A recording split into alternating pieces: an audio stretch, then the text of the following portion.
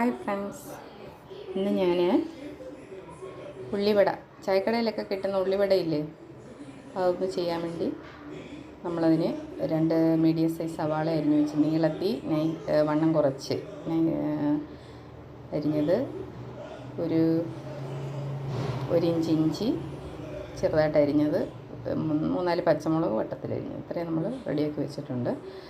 1 spoon ഉപ്പിട്ട് വെള്ളം ഒഴിച്ചതിന് ശേഷം, അതാകുമ്പോൾ പാത്രങ്ങളുടെ ചുവട്ടിൽ പറ്റാതിരിക്കാൻ ആദ്യമേ വെള്ളം അങ്ങ് ചേർക്കുന്നത്. ഇനി നമ്മൾ മൈദ ഒരു 1/2 കിലോ മൈദയാണ് ഞാൻ വാങ്ങിച്ചതിൻ്റെ, അത് മൊത്തം അങ്ങ് ചേർക്കുന്നുണ്ട്. മൈദ ഉള്ളിവടയ്ക്ക് മൈദയാണ് ചേർക്കാറ്.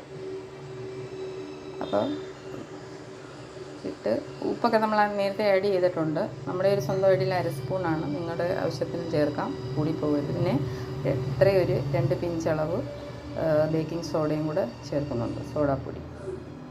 ഇത്ര ഇട്ടിട്ട് നമ്മൾ അരിഞ്ഞ് വെച്ച ഇഞ്ചി, പച്ചമുളക്, സവാള അതുകൂടെ ചേർത്തിട്ട് നല്ലതായിട്ട് മിക്സ് ചെയ്ത് വെക്കണം.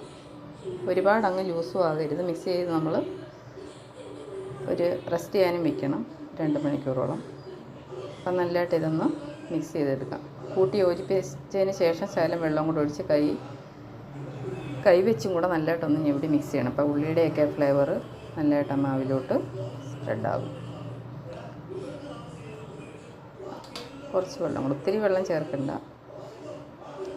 അപ്പോൾ നല്ലതായിട്ട് മിക്സ് ചെയ്ത്, നമ്മൾ ഈ സോഡാപ്പൊടി ചേർത്തേക്കുന്നതുകൊണ്ട് മിക്സ് ചെയ്ത് കുറച്ച് നേരം ഇരുന്ന് കഴിയുമ്പോൾ അതൊന്ന് പൊങ്ങി വരുമ്പോഴാണ് നമ്മുടെ ഉള്ളി ഇവിടെ നല്ലതായിട്ടൊന്ന് നല്ല വലിപ്പമൊക്കെ കിട്ടുന്നത്, പൊങ്ങി വരും.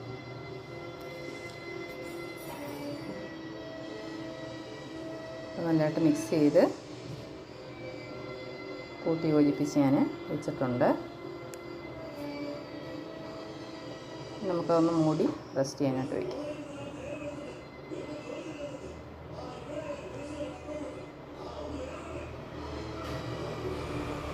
അപ്പോൾ ഞാൻ വെച്ച് കഴിഞ്ഞ് കുറേ ഞാൻ റെസ്റ്റൊക്കെ എടുത്തേച്ചാണ് വന്നത്. നോക്കിയപ്പോൾ നല്ലതായിട്ട് പൊങ്ങി വന്നിട്ടുണ്ട്.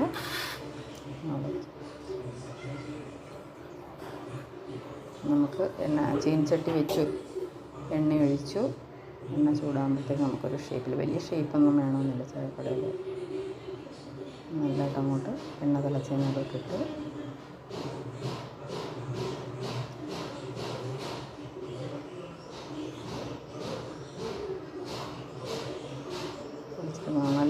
ആദ്യം നല്ല തീയിൽ വേണം, പിന്നെ തീ കുറച്ച് ഉള്ളി വേകുന്ന രീതിയിലും കൂടെ ഇത് ചെയ്യണം. നമ്മളത്